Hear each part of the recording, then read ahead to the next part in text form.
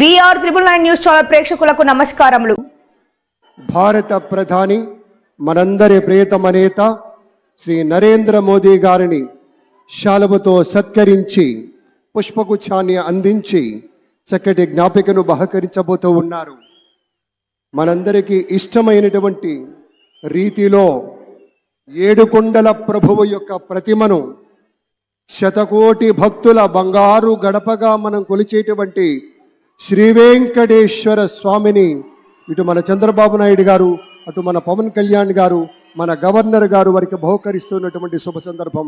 ధన్యవాదాలు పెద్దలారా, కృతజ్ఞతలు మీ అందరికీ.